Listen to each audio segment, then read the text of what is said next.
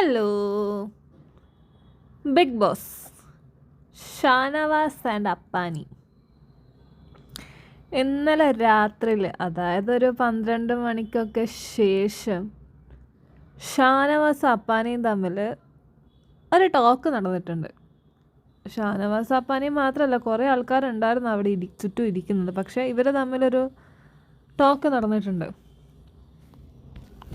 ബാക്കി എല്ലാവരോടും ചാടി ഇറങ്ങി പൊട്ടിത്തെറിച്ച് സംസാരിക്കുന്ന ശരത്ത് ഷാനവാസ് ഇന്നലെ ചില കാര്യങ്ങളൊക്കെ പറഞ്ഞപ്പോൾ ഒന്നും മിണ്ടാനില്ലാതെ, ഒന്നും സംസാരിക്കാനില്ലാതെ, എന്താണ് തിരിച്ച് പറയണ്ടേ എന്ന് പോലും അറിയാതെ ഒരു നൃത്തം ഉണ്ടായിരുന്നു. ഇന്നലെ ഇതേ കാര്യം അനുമോള് എടുത്ത് പറഞ്ഞപ്പോൾ ചാടി ഇറങ്ങിപ്പോയൊരു അക്ബറും ശരത്തും ഷാനവാസ് പറഞ്ഞപ്പോൾ ഒരക്ഷരം മിണ്ടാതെ കേട്ട് നിൽക്കുക ചെയ്തേ.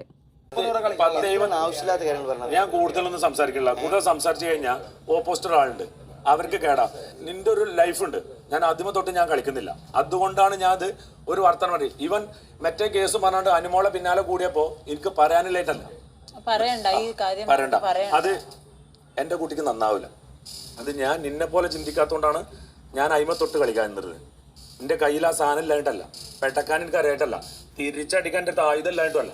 ഞാൻ അത് എടുക്കാൻ ഞാൻ തരയോ? എൻ്റെ ഒരു പെങ്ങളുണ്ട് അവിടെ. വെറുതെ പറയുന്നത്, ഇതിലൊന്നും ഒരു സത്യമില്ല. ഈ ലാസ്റ്റ് എവിക്ഷൻ വന്നപ്പോ ഞാൻ ഇവരോട് പറഞ്ഞൊരു വാക്കുണ്ട്, ശരത്ത് രക്ഷപ്പെട്ടു. നിങ്ങളും കളിക്കുന്നില്ല എങ്ങനെയൊക്കെ? ഞാൻ അങ്ങനെ ഒരു കളി, നാറിയ കളി നിങ്ങൾക്കെതിരെ കളിച്ചിട്ടില്ല. ഞാൻ ഡിഫൻസിലാ ഇന്ന് വരെ. നിന്നെടുത്ത് പുറത്തുണ്ടോ അവരെടുത്ത് പുറത്തുണ്ടോ ഞാൻ ഒരാളോട് ഞാൻ പറഞ്ഞിട്ടില്ല. എന്റെ കളി അതല്ല.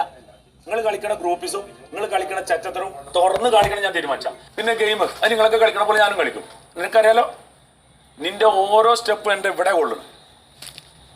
അത് കളിച്ചോളി. നമ്മൾ ഗെയിം കളിക്കാൻ വന്നാൽ ഒരു അക്ഷരം വേണ്ടിയിട്ടില്ല. അവിടെ നിന്നിട്ട് എല്ലാം കേട്ട് അവിടെ തന്നെ ഇരിക്കുമായിരുന്നു അപ്പാനി കുറേ സമയം.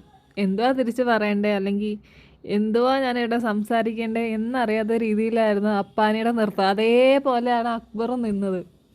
ഇങ്ങനത്തെ വർത്താനം പറയുന്നത് നമ്മൾ ടാർഗറ്റ് ചെയ്യുന്നത്. പിന്നെ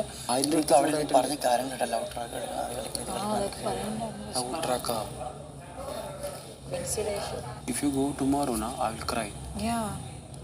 എനിക്ക് അത്ര ഒരു ഫ്രണ്ട്ഷിപ്പ് ഉണ്ട്. എങ്ങനെ സോർട്ട് ഔട്ട് ചെയ്യുന്ന പറയണേ ജിസൈ? എങ്ങനെ സോർട്ട് ഔട്ട് ചെയ്യുന്ന പറഞ്ഞേ? പുള്ളിയോട് സംസാരിക്കും പോലും പുള്ളി അനുവദിക്കില്ല. ഇതൊക്കെ കഴിഞ്ഞിട്ട് ഇങ്ങനെ നടക്കുവാ അപ്പാനി.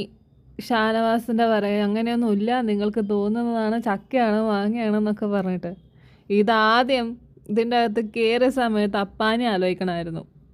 പുറത്തൊരു ഭാര്യയുണ്ട്, ഇതിൻ്റെ അകത്ത് ലവ് ട്രാക്ക് പിടിച്ചു കഴിഞ്ഞാൽ പുറത്തുള്ള ഭാര്യയ്ക്ക് അത് വേദനയാവും, അല്ലെങ്കിൽ നാട്ടുകാർ പറയുന്നുള്ളതൊക്കെ ആലോചിക്കണമായിരുന്നു.